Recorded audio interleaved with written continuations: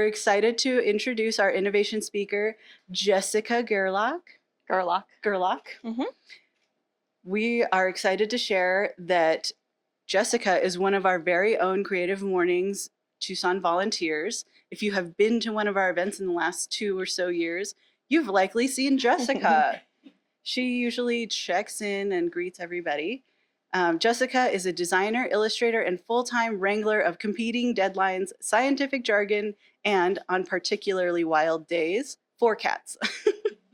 Based in Tucson, she holds an MFA in visual communications from the University of Arizona School of Art, where we are, and currently works in-house at a land-grant university. Is that the University of Arizona? This one. That's right. Translating complex research and outreach into visuals that actually make sense and occasionally look great on a t-shirt. A former design professor here in the School of Art, Jessica has taught at multiple universities and led an arts in education program, convincing schools that creativity is in fact essential. Her work is rooted in storytelling, nature, and just the right amount of chaos. Please welcome Jessica. Hi. Thanks for coming. Hopefully you can see the screen.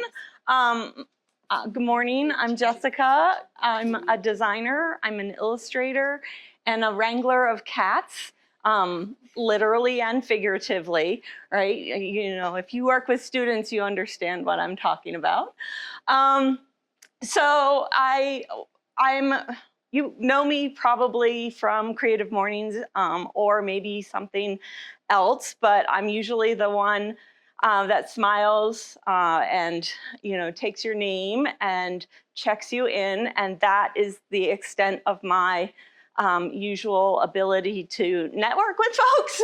I'm an introvert at heart, but I like to call myself a professional introvert because I do have the ability to kind of get on stage and talk. And, you know, I wore a teacher hat for a while, so I think that leads to that. Let me give you a little bit of background about me. I've been doing design, illustration, and kind of arts things for over 20 years. I actually got my MFA here at the School of Art in 2011. Then I went off and taught college in Utah and in New Mexico, but I actually like to say that I've been in higher education since I was 7.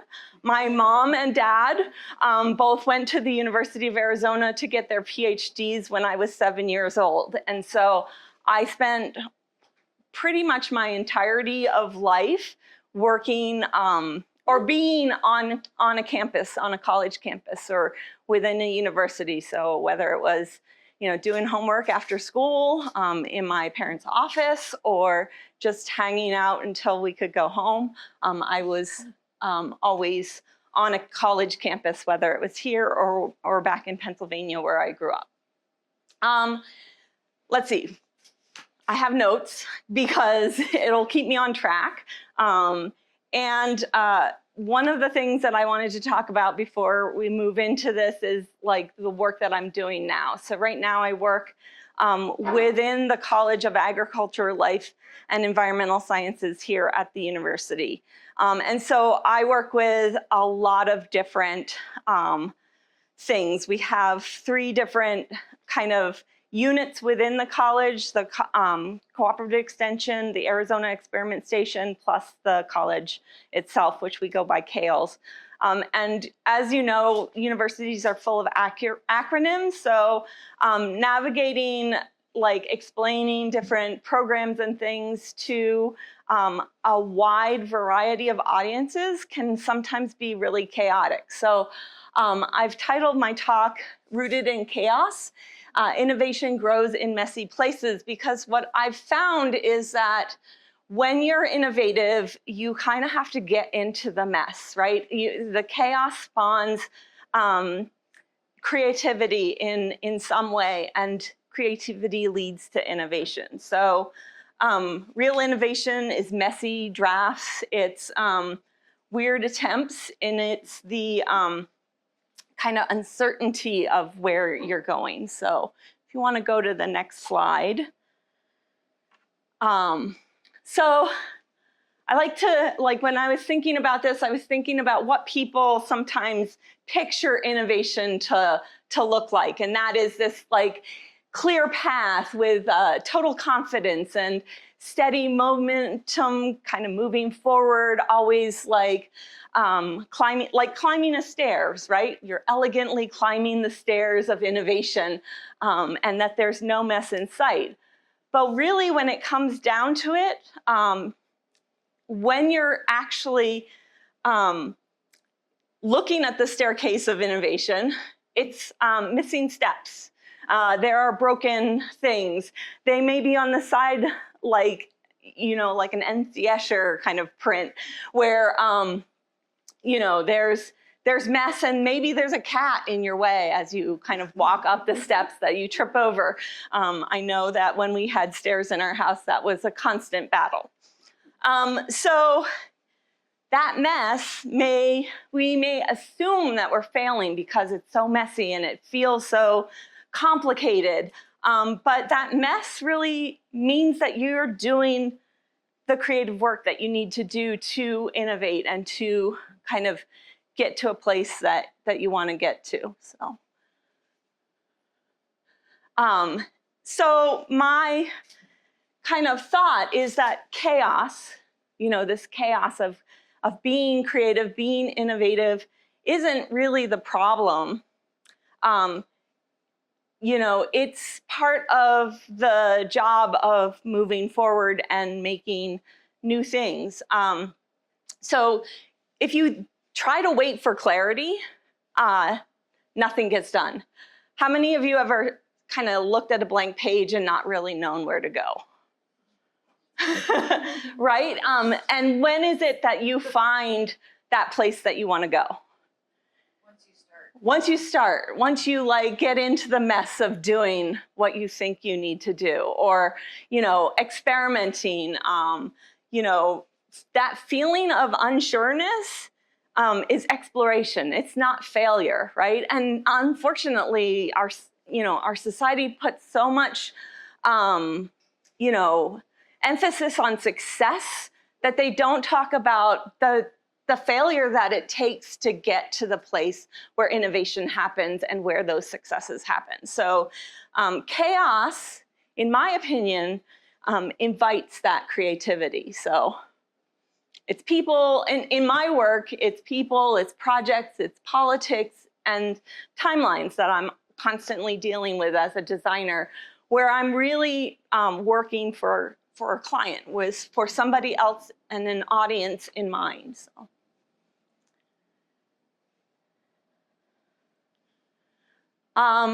So this is my design ecosystem. As I said, I work for the College of Agriculture, Life and Environmental Sciences. We're a land grant institution here at the University of Arizona. Does anybody know what that word means? Yeah? You want to attempt to? Land grant? Yeah. Well, basically, I don't know what year it was, but I think it was in the 1800s. The government set aside land back before everything was settled, when they were chopping up. Yeah. Right. And they set aside a certain amount of land in every state for university. Exactly. So every state within the United States has a land grant institution.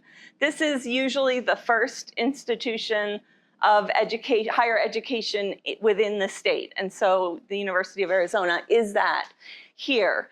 And we are fortunate, or I am fortunate, because I work for the college that is the first college of this university.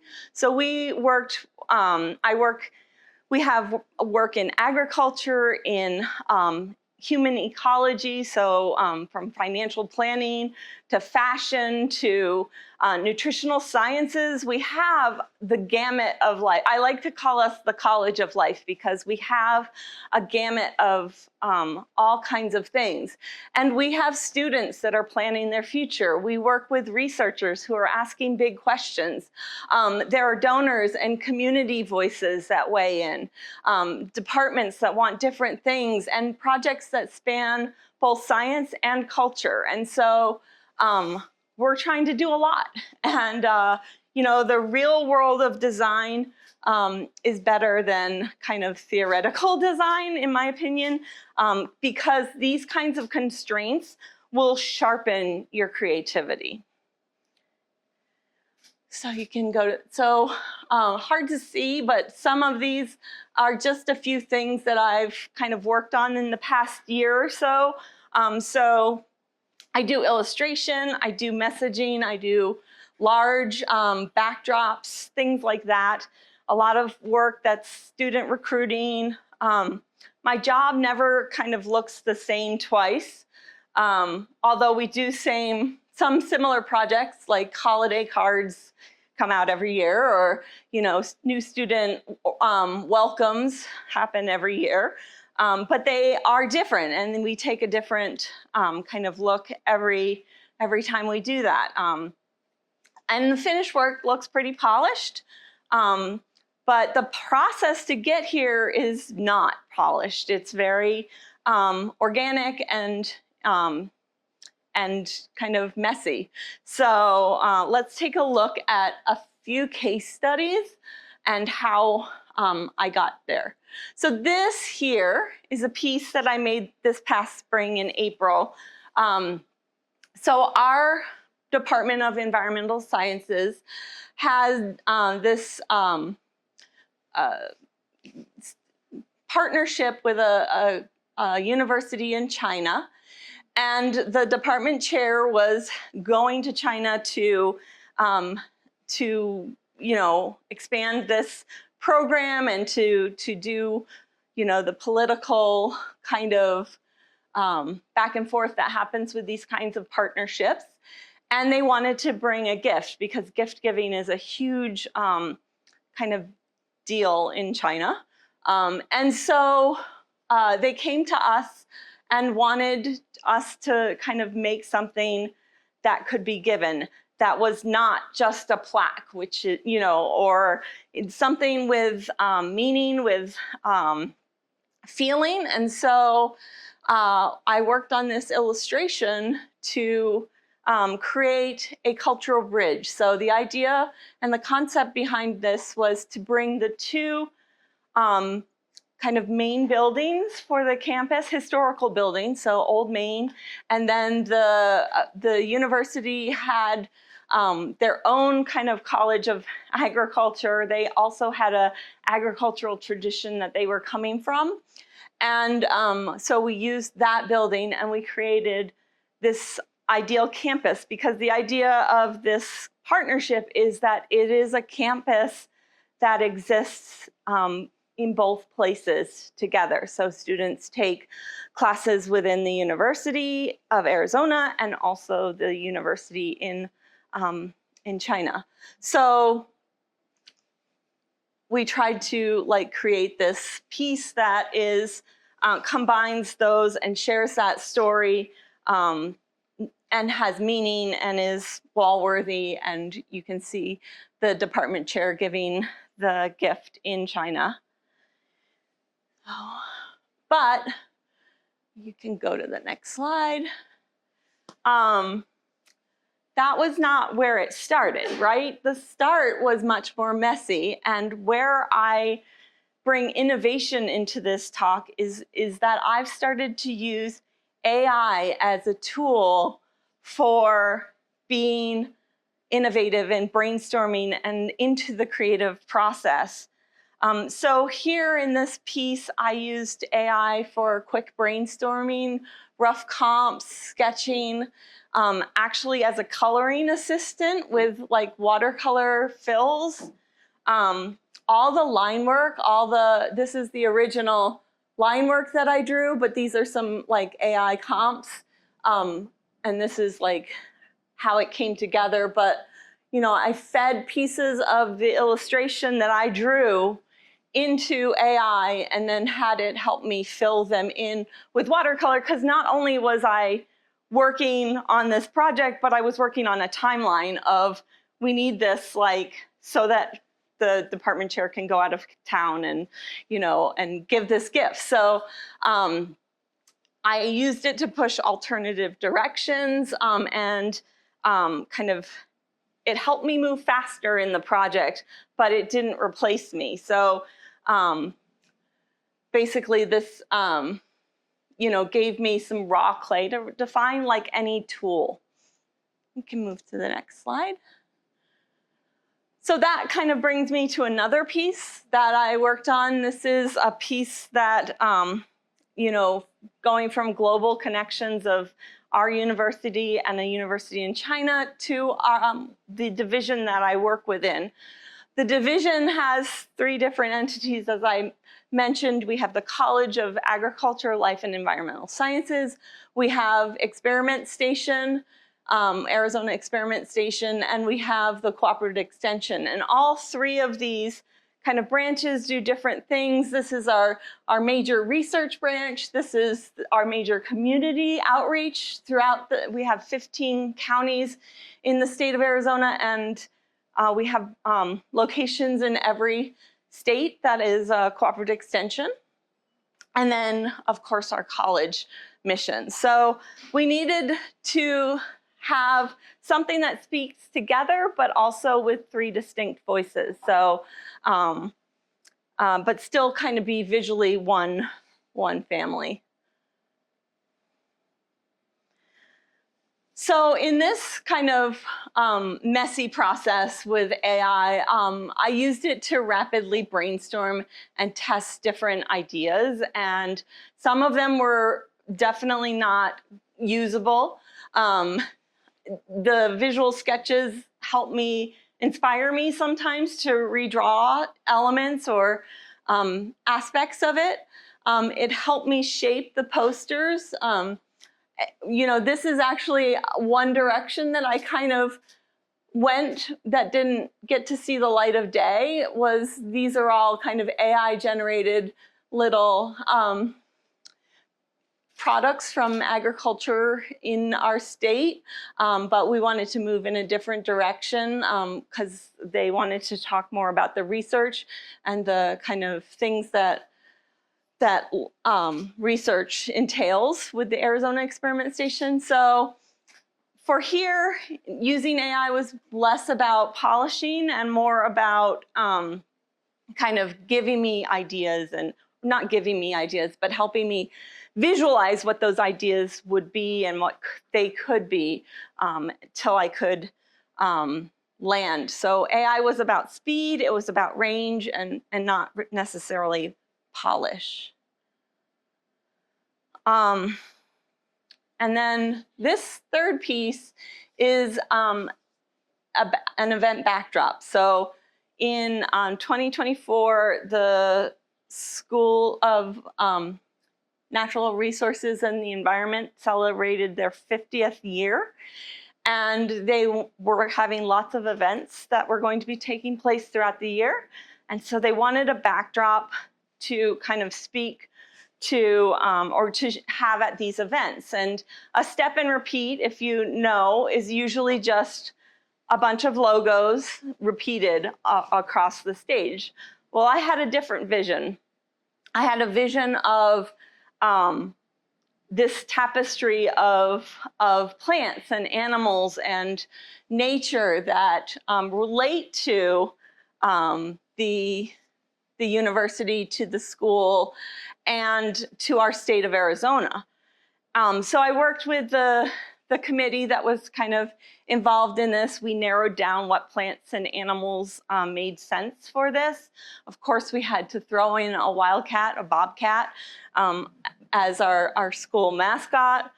And then the other piece and component that's a little hard to see is I was interested in the fact that we're a Hispanic serving institution. And so I wanted to pull in just a hint or a flavor of that kind of Hispanic folk art motifs or cultural motifs, and not just the environmental ones, because I felt like it could hint at the humanity or humans. So while the final piece was pretty polished, this is the AI mess that was being given to me by basically Adobe Firefly. It was my first kind of experiment with AI, actually. I had it make me rapid fire animal sketches, and some were hits, some were big misses.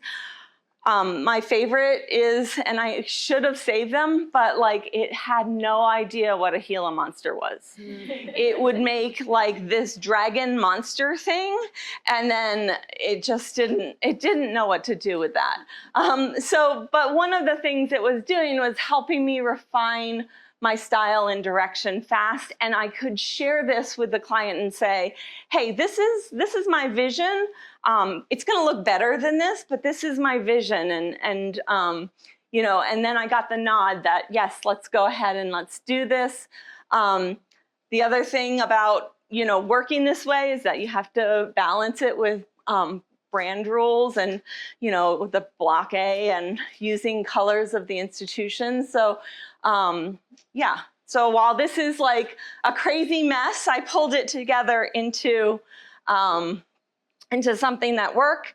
And one of the things that working with AI like this has taught me is that innovation isn't sort of a solo act.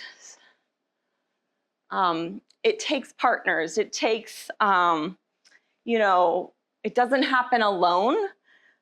It comes through the tools, it comes through people, it comes through mistakes and experiments. And that's really what I use AI to experiment to get me to that place of innovation. Sometimes it comes through kind of cursed looking things. I've had AI give me like cows with 6 udders and, all the wild things that, appendages and things that you don't expect or want in your designs and illustrations. But one of the other things that does is, and I screen capture the best of them.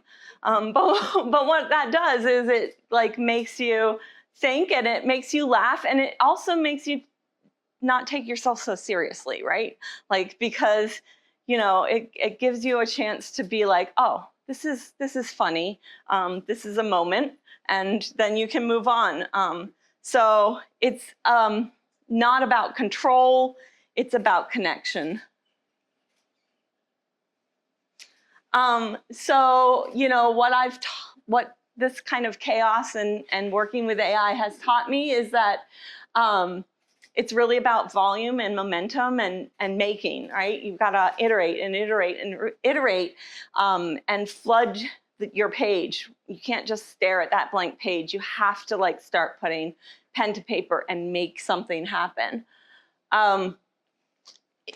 Fearless is freeing, right? Like if the weird ideas, you can try them, right? With AI and then, or anything else. And if it's weird, it's fine, and then you just make it work. And then the idea that it's about me. These are tools. They're not, thinking for me. They're not, I'm, shaping what actually works in the final pieces. So you have to trust your ability to shape what shows up when it comes to AI. But the chaos kind of opens the door to that. I have also discovered that it doesn't stop at like using AI to help me with, making visuals, finding the right words. I'm not always a wordsmith, but sometimes like just, getting words on the page, getting taglines or visual or, messaging and concepts in a clearer way so that I can actually give that back to the client and explain things better, present those things.